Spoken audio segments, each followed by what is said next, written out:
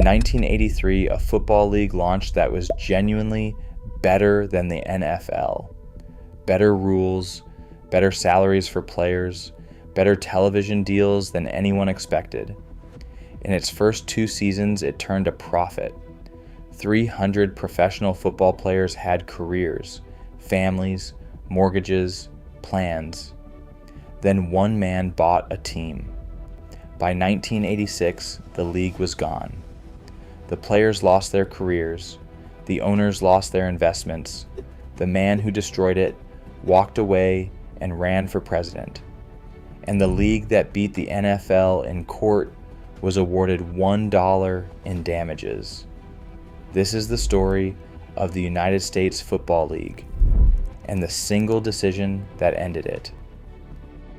The USFL launched in March 1983 with 12 teams playing a spring schedule. The timing was deliberate. The NFL played in autumn and winter. The USFL would play in spring and summer. No direct competition, no scheduling conflict, a completely different audience window that television networks were hungry to fill. The concept worked immediately. Average attendance in the first season was 25,000 fans per game. Television ratings were strong. ABC and ESPN both signed broadcast deals. The league had genuine stars: Herschel Walker, Jim Kelly, Steve Young, Reggie White all played in the USFL before or during their NFL careers. The players were paid competitively. The rules encouraged scoring and entertainment. Games were faster, higher scoring, and in many respects more enjoyable to watch than the NFL product of the same era. The USFL was not pretending to be a rival to the NFL. It was building something different, a spring football institution that could coexist alongside the established league and grow on its own terms. In its second season, 1984, the league expanded to 18 teams and continued posting profits. The owners were happy, the players were employed, the television partners were satisfied. Then Donald Trump bought the New Jersey Generals. Trump purchased the Generals in August 1983 for $1 million. He was 37 years old, known primarily as a New York real estate developer, and he had no experience running a professional sports franchise. He had a strategy. It was not to build a successful spring football league. Trump wanted to force a merger with the NFL. He believed that if the USFL moved its schedule from spring to autumn, directly competing with the NFL, it would create enough pressure to force the NFL to absorb the best USFL teams into its own structure. Trump's New Jersey Generals would presumably become one of those teams. He would end up with an NFL franchise without having to pay the full price for one. The other USFL owners were not interested. They had built something that was working. Moving to autumn meant going head-to-head with the most powerful sports league in America, with its existing television contracts, its established fan bases, and its decades of institutional momentum. Trump lobbied, he argued, he pushed. He brought in a consultant named Harvey Meyerson, who prepared a report arguing that the move to autumn was commercially viable. The report was optimistic to the point of fantasy.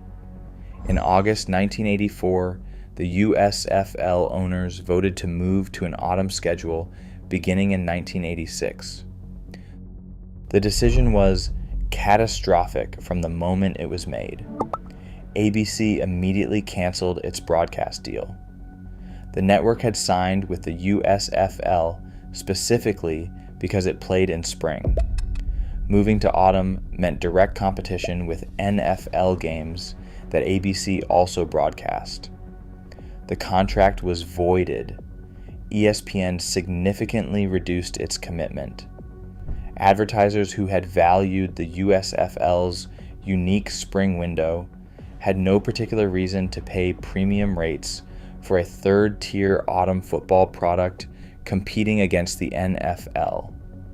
The 300 players who had built careers in the USFL suddenly found themselves in a league with no major television deal, declining sponsor revenue, and an ownership group that had voted itself into an impossible competitive position.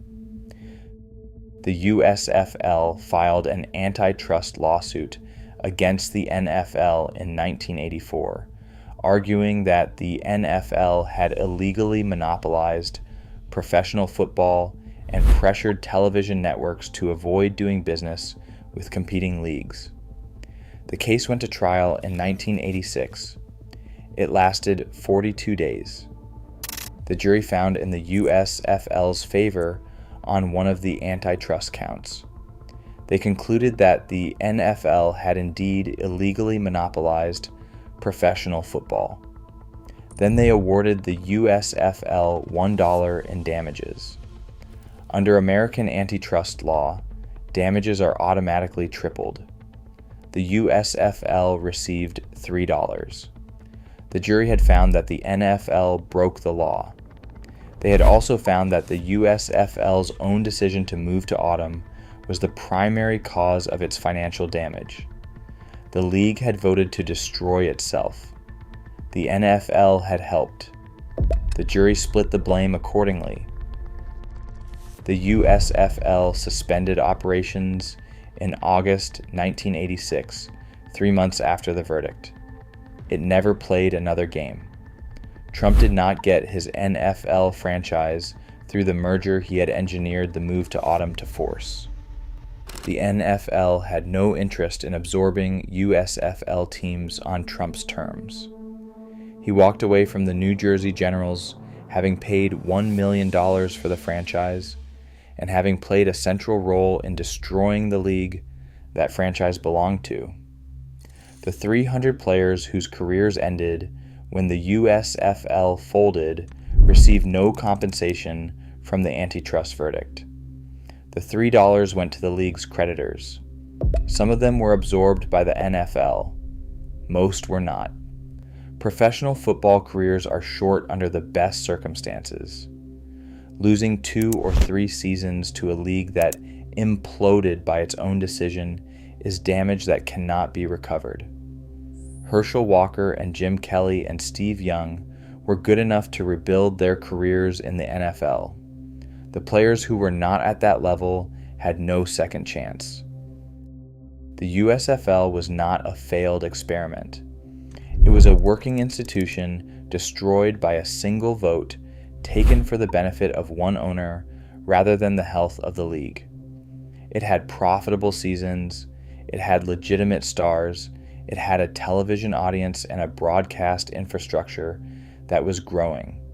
It had a spring schedule that nobody else occupied and a model that could have sustained itself for decades alongside the NFL rather than against it. One vote in August 1984 ended all of it.